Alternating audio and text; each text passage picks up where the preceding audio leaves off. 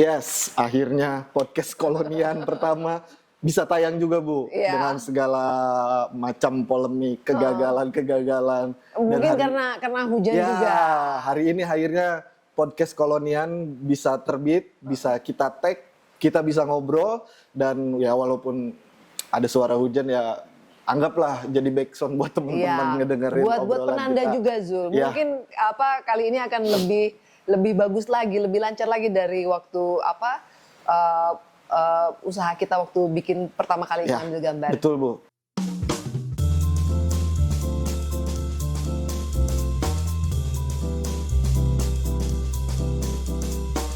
Jadi kan sebetulnya hari ini teman-teman kita tuh mau ngobrol santai-santai aja, nggak ngobrol yang aneh-aneh macem-macem, mungkin lebih ke mengenal siapa saya, siapa Bu Sherly gitu, dan kenalkan saya Zulfikar, saya ini orang tidak penting di Kolonian, dan di depan saya ada Bu Sherly. Silakan Bu, perkenalkan dirinya.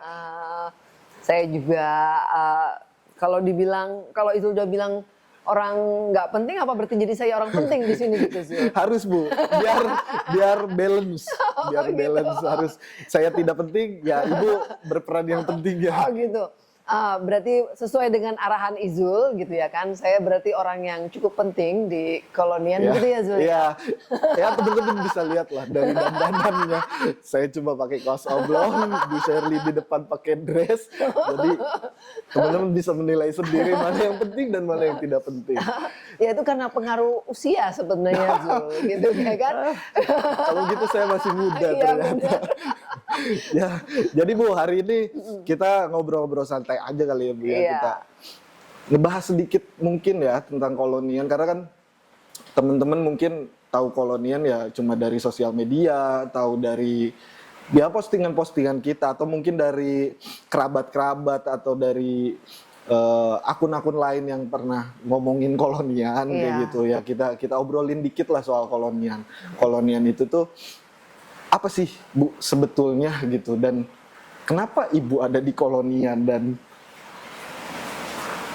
harapannya Ibu ke depannya tuh Kolonian pinginnya kayak gimana sih Bu gitu?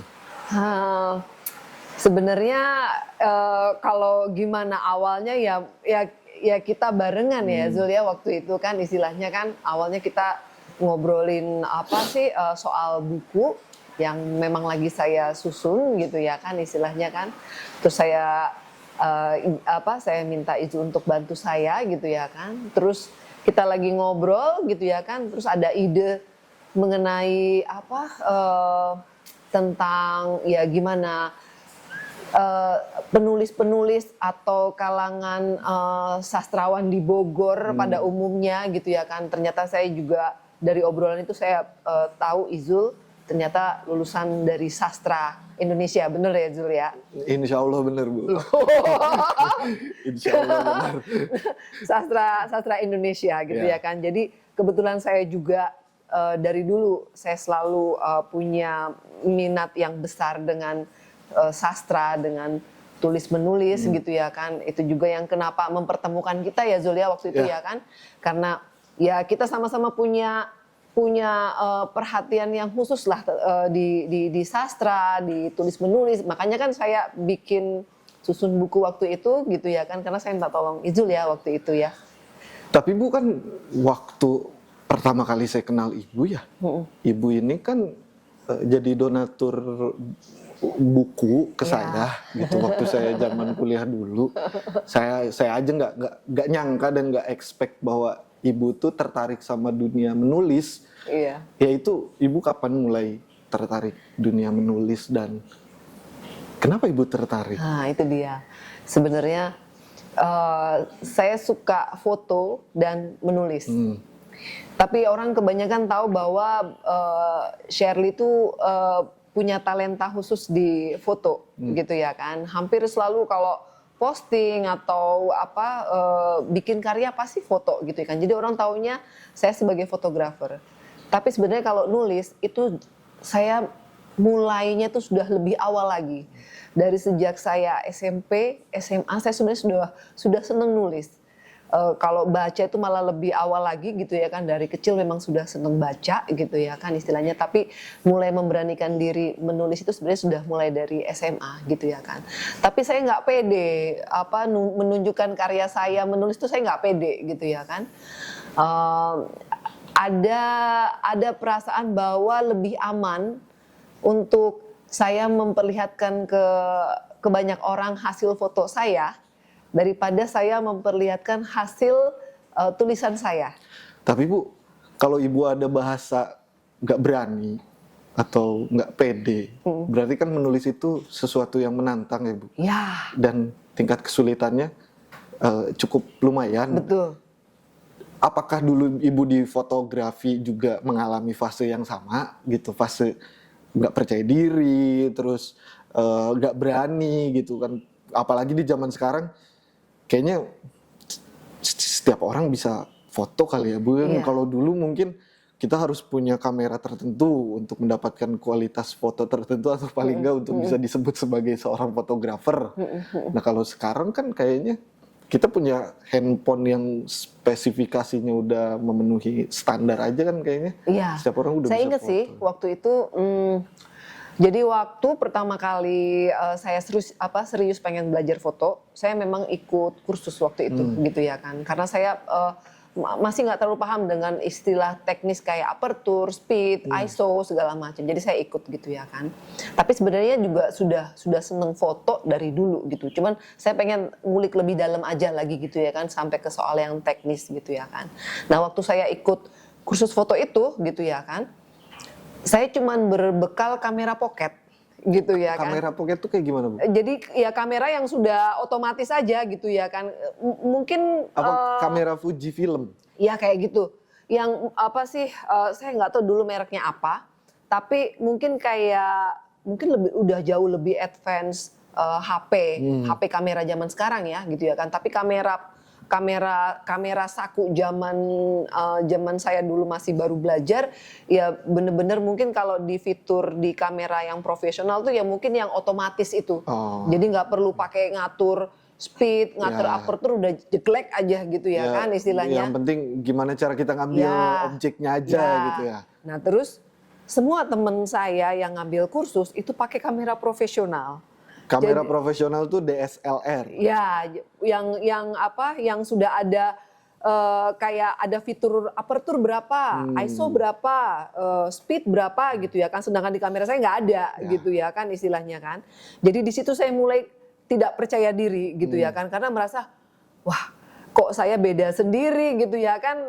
Saya mau belajar aperture segala macam, kalau kamera saya cuman ceklek-ceklek doang udah jadi, gimana saya mau belajar gitu ya kan. Oh berarti ada ini ya, kalau berarti kan ketidakpercayaan diri Ibu adalah alat. Ya awalnya itu karena ngerasa semua orang pada pakai senjata yang keren gitu ya kan, sedangkan saya senjata apa adanya gitu ya kan istilahnya kan.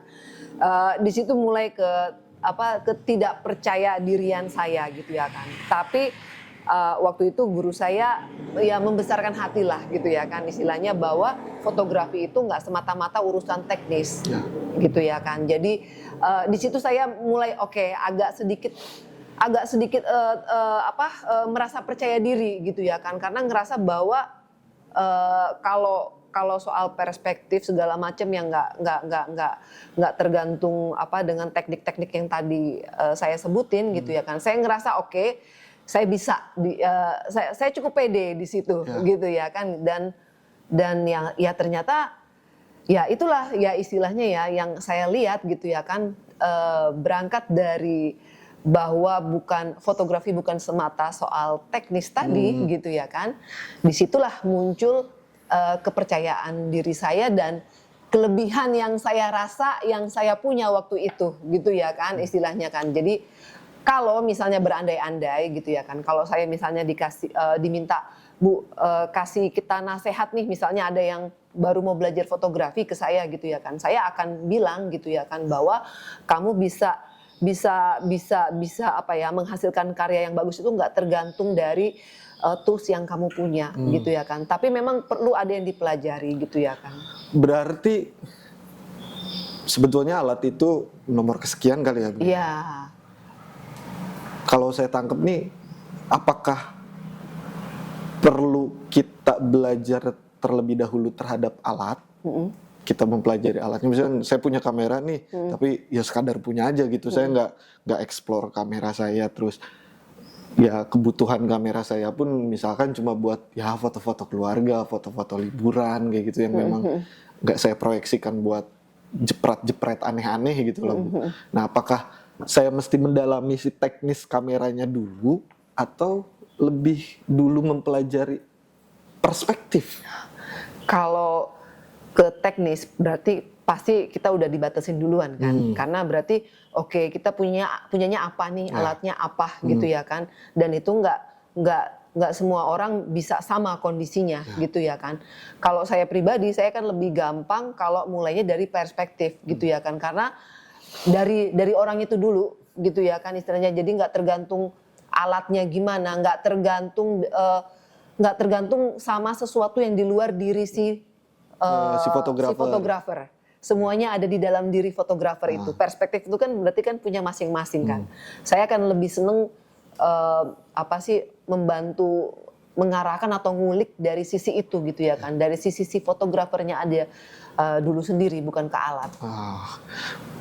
Berarti fotografi itu sebetulnya sesederhana itu ya, Bu ya. Nggak serumit apa yang kita bayangkan, walaupun Ibu pernah merasa tidak percaya diri karena alat di antara yang lain paling tidak memadai, tapi ya mungkin teman-teman yang ingin belajar fotografi, teman-teman bisa mencoba menggali dulu perspektif, bukan perspektif fotografi mungkin ya, Bu ya, perspektif lensa mata dulu aja gitu kali ya, betul. Dalam melihat objek sekitar kita, mungkin gitu kali ya, Bu ya. Betul. Nah kan itu kalau di fotografi, Bu, kalau di dunia tulis menulis kan, kayaknya ini tingkat kesulitannya ya, apalagi di zaman sekarang alatnya udah kita nggak bertolak pada pulpen, pensil gitu. Setiap orang udah bisa menulis lewat handphonenya sendiri kayak gitu, tapi tingkat ketidakpercayaan diri dan tingkat ketidakberanian seseorang untuk menulis, bahkan menulis untuk dirinya sendiri aja, mereka tuh kadang, saya pun waktu awal-awal saya coba nulis, saya masih takut, Bu. Itu Izul pertama kali nulis kapan? Waktu kuliah, Bu. Oh, pas kuliah? Ya, pas kuliah. Saya tuh terhitung baru sebetulnya.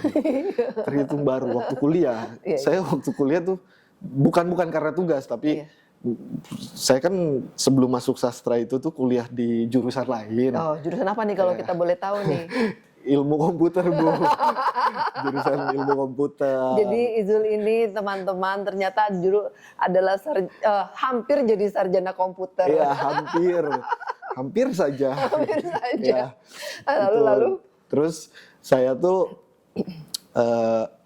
dikenalin sama filsafat sama beberapa senior saya di kampus. Ini di sastra ya? Sebelum di sastra. Oh, malah sebelum di sastra? Iya, sebelum di sastra. Bahkan saya belum tahu apa itu sastra. Berarti itu mana, di kampus apa di luar kampus? Oh, justru di kampus? Ya, di kampus. Tapi bukan di lingkungan kelas ya, Bu, di luar lingkungan kelas. Oh gitu. Ini apa? Komunitas apa? Apa cuman sekedar temen nongkrong, baca bareng terus? Enggak, Bu. Ini tuh temen kontrakan. Oh. Jadi kan temen saya ini ada orang Sukabumi, ngontrak satu rumah, tuh orang Sukabumi semua.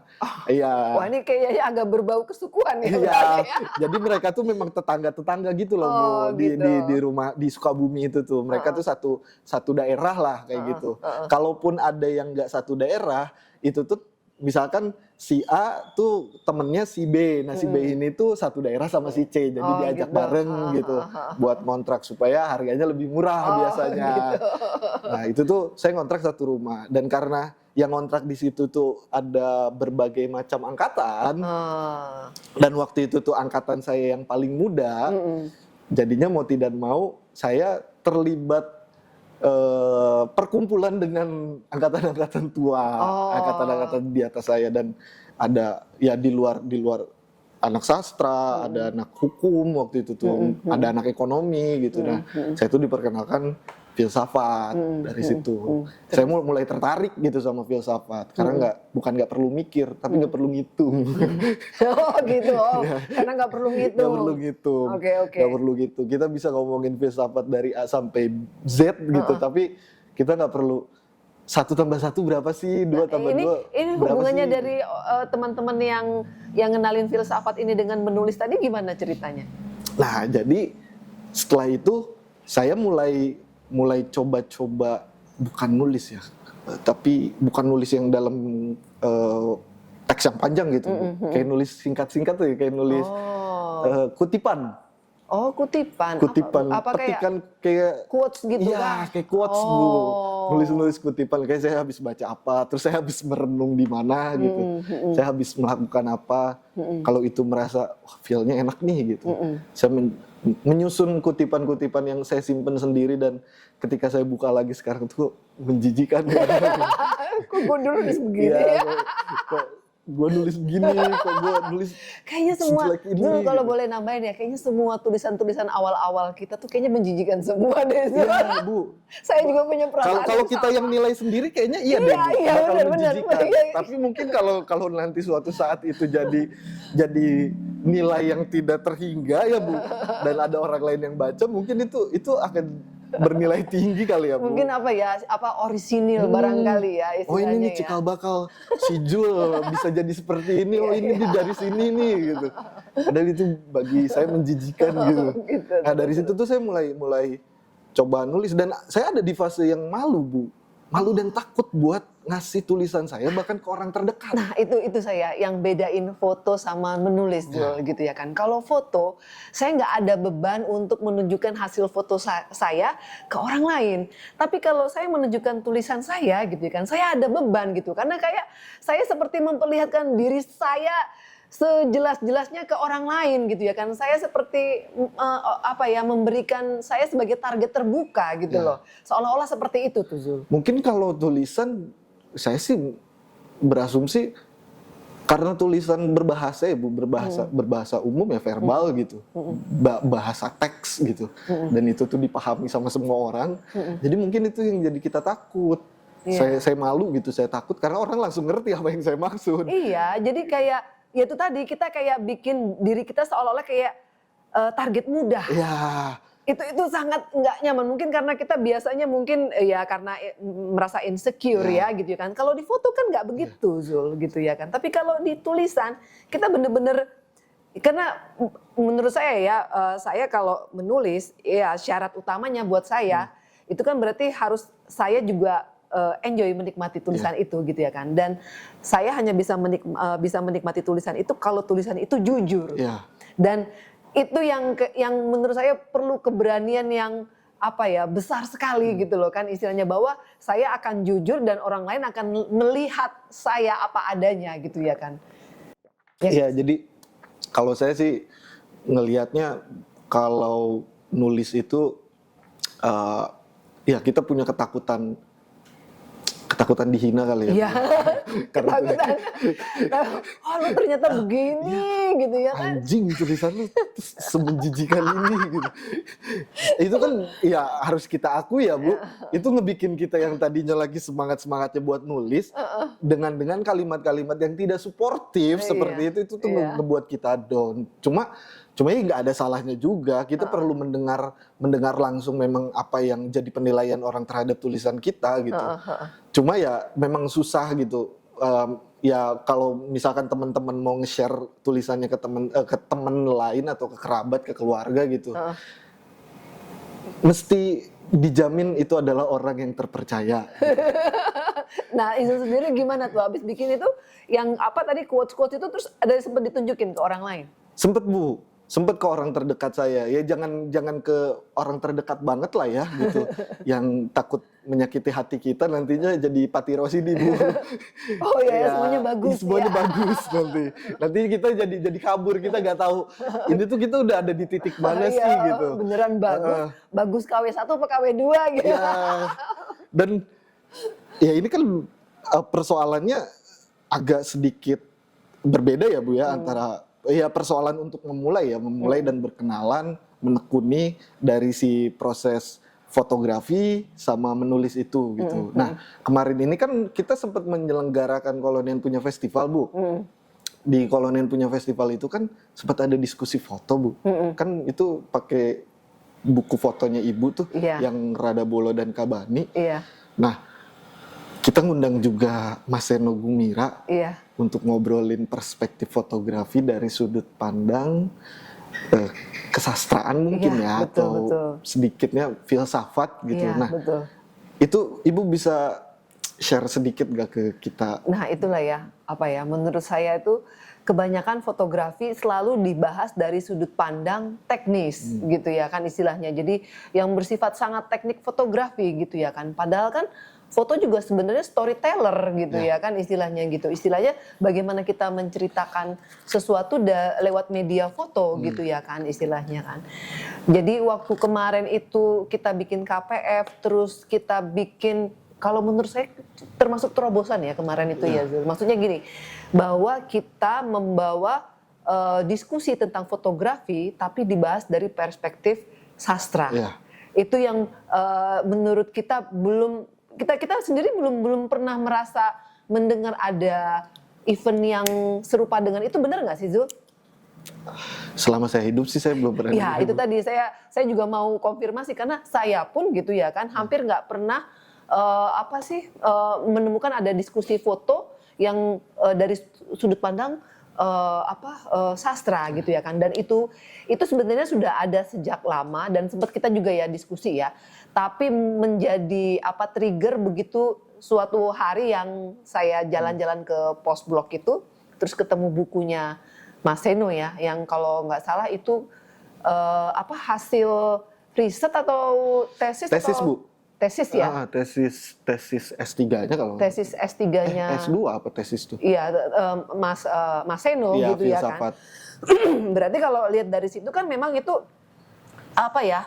bahasan yang jarang dikulik sebenarnya gitu ya kan, sampai istilahnya ya cuman sampai jadi tesis gitu ya kan istilahnya gitu ya kan. Itu juga kalau nggak salah saya baca di pengantarnya Mas Seno nggak ada niatan buat membukukan tesisnya karena ada penerbit aja yang mau. Ada penerbit yang mau menerbitkan. Ya menurut Mas Seno kenapa enggak? Iya, maksudnya ya kita semua ya, maksudnya saya Izul kan sudah sempat merasakan dunia perguruan tinggi lah gitu ya kan. Ya kita kan tesis skripsi itu menurut saya pribadi, mohon maaf gitu ya kebanyakan cukup sampai di perpustakaan aja, nggak sampai dibukukan ya kan istilahnya. Kalau sampai bisa dibukukan tuh kayak wow gitu ya kan, wah ada ya tesis bisa jadi buku dan bisa dilempar ke masyarakat gitu ya kan. Tapi kan ya istilahnya ya kalau tadi dari cerita Izul tadi kan sebenarnya kan menangkap ya cerita yang sama sebenarnya kan, ada penerbit yang mau membukukan kenapa enggak gitu ya kan.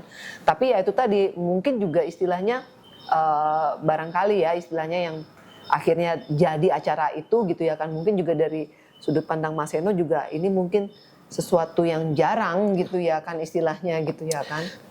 Nah kan kita udah ngomongin fotografi, terus kita udah ngeblend nih Bu antara fotografi dan sastra, karena menurut saya kan sebenarnya sastra itu pintu gerbang kemana-mana gitu loh. Kita bisa ngebahas apapun melalui sudut pandang sastra kayak gitu. Ya karena bisa kemana-mana itu jadinya sastra tidak jelas. Orang-orang yang bergelut di dunia sastra pun kayak kebingungan gitu. Kita kebingungan. Kita mau jadi apa sih gitu. Kita. Tapi sebenarnya inget nggak sih ini kan yang bikin akhirnya kita sepakat untuk yuk kita gerakin sama-sama nih Kolonian, bener nggak ya kan?